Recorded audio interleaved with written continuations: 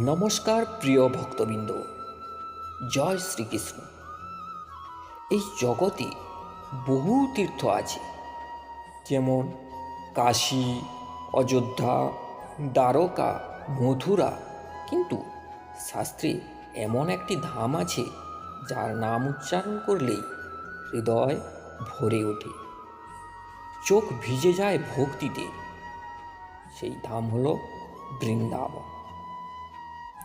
আজকের এই ভিডিওতে আমরা জানব বৃন্দাবন কেন কৃষ্ণের সবচেয়ে প্রিয় ধাম, কেন ভগবান মথুরা ও দ্বারকার থেকেও আজও বৃন্দাবনে নিত্যলীলা করেন। শাস্ত্র কি বলে বৃন্দাবনের মাহাত্ম্য সম্পর্কে? ভিডিওটি শেষ পর্যন্ত দেখবেন, কারণ শেষ অংশে এমন এক রহস্য জানবেন যা আপনার ভক্তির দৃষ্টিকোণ বদলে দেবে। বৃন্দাবন মানে কি? বৃন্দাবন শব্দের অর্থই হল বৃন্দ অর্থাৎ তুলসী, আর বন অর্থাৎ অরণ্য। তাই যে বন তুলসীতে ভরা, যেখানে প্রতিটি বৃক্ষ, লতা, পশু, পাখি সবাই শ্রীকৃষ্ণের ভক্ত। তাই শাস্ত্রে বলা হয়েছে বৃন্দাবন কোনো সাধারণ স্থান নয়, এটি হলো চিন্ময় ধাম, অর্থাৎ ভগবানের নিজস্ব আধ্যাত্মিক ভূমি। কেন কৃষ্ণ জন্ম নিলেন মথুরায় কিন্তু লীলা করলেন বৃন্দাবনে? শ্রীকৃষ্ণের জন্ম হলো মথুরায়, কারণ সেখানে ছিল অত্যাচারী কংস। সেই কংসের বিরুদ্ধে অত্যাচারী কংসকে ধ্বংস করাই ছিল তার মূল লক্ষ্য। কিন্তু জন্মের পরেই কৃষ্ণ চলে গেলেন গোকুল অর্থাৎ বৃন্দাবনে, কারণ মথুরা হলো কর্তব্যের স্থান আর বৃন্দাবন হলো প্রেমের স্থান। মথুরায় কৃষ্ণ রাজনীতি করলেন, যুদ্ধ করলেন, কিন্তু বৃন্দাবনে তিনি ছিলেন একজন গোপাল, একজন বন্ধু, একজন প্রেমিক, একজন নিষ্পাপ শিশুর মতো। বৃন্দাবনে কৃষ্ণ নিজেকে পুরোপুরি উজাড় করে দিয়েছিলেন। বৃন্দাবনে কোনো ভক্ত নেই, সবাই প্রেমিক। এটাই বৃন্দাবনের সবচেয়ে বড় রহস্য। অন্যান্য তীর্থে মানুষ ভগবানকে ভয় করে, নিয়ম মেনে পুজো করে, কিন্তু বৃন্দাবনে যশোদা মা কৃষ্ণকে বকেন, গোপীরা কৃষ্ণের সাথে অভিমান করেন, বন্ধুরা কৃষ্ণের কাঁধে হাত রাখে। আর এখানে কেউ বলে না তুমি ঈশ্বর, সবাই বলে তুমি আমাদের কৃষ্ণ।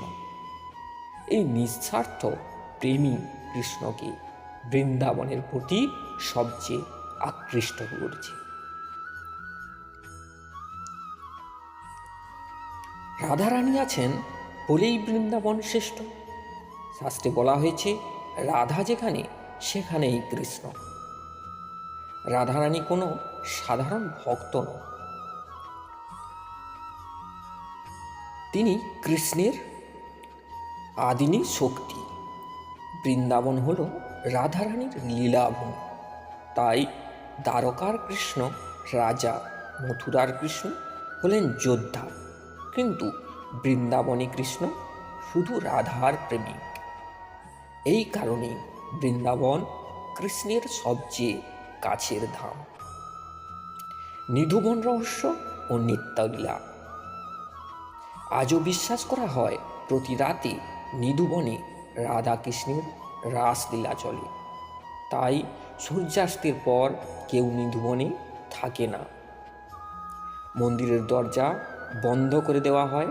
সাধুরা বলেন বৃন্দাবনে কৃষ্ণ অতীতে ছিলেন না, তিনি এখনও আছেন। এই কারণেই বৃন্দাবনকে বলা হয় নিত্যলীলা ক্ষেত্র। শাস্ত্রে বৃন্দাবনের মাহাত্ম্য। ভাগবত পুরাণে বলা হয়েছে বৃন্দাবনের ধূলিকণা পায়ে লাগলে জন্ম জন্মান্তরের পাপ নষ্ট হয়। বৃন্দাবনের নাম স্মরণ করলেও মুক্তি লাভ হয়। কলিযুগে বৃন্দাবন স্মরণই যথেষ্ট। এই জন্যই বহু সাধু, বৈষ্ণব, ভক্ত সব কিছু ত্যাগ করে বৃন্দাবনে এসে বসবাস করেন। আজকের এই কলিযুগে যখন মন অশান্ত, মানুষ একা, জীবন ক্লান্ত, তখন বৃন্দাবন একটা শ্রেষ্ঠ আশ্রয়। অনেকে বলেন বৃন্দাবনে গেলে কিছু না চাইলেও চোখ দিয়ে জল বেরিয়ে আসে, কারণ ওটা শুধু জায়গা নয়, ওটা অনুভূতি। প্রিয় ভক্তবৃন্দ, এই কারণে বৃন্দাবন শ্রীকৃষ্ণের সবচেয়ে প্রিয় ধাম। কারণ এখানে নিয়ম নয়, প্রেম, ভয় নয়, সম্পর্ক, পুজো নয়, আত্মসমর্পণ। আপনি যদি জীবনে কখনো বৃন্দাবন যান, কিছু চাইবেন না, শুধু বলবেন, হে কৃষ্ণ, আমাকেও তোমার বৃন্দাবনের এক ফোঁটা প্রেম দাও। জয় শ্রীকৃষ্ণ, জয় শ্রীহরি। বন্ধুরা, যারা চ্যানেলে নতুন আছেন তাদেরকে বলবো, ভিডিওটি যদি ভালো লাগে থাকে অবশ্যই সাবস্ক্রাইব করে পাশে থাকা বেল আইকনটি ক্লিক করতে ভুলবেন না। আর কমেন্টে জয় শ্রীকৃষ্ণ লিখতেও ভুলবেন না, কারণ আমাদের প্রতিনিয়ত এই ধরনের ভক্তিমূলক কন্টেন্ট আমাদের চ্যানেলে আসতেই থাকে। আর যারা পুরনো আছেন তারা সবাই জানেন যে আমার চ্যানেলে কী ধরনের কন্টেন্ট আমি নিয়ে আসি। সবাই ভালো থাকবেন, সুস্থ থাকবেন।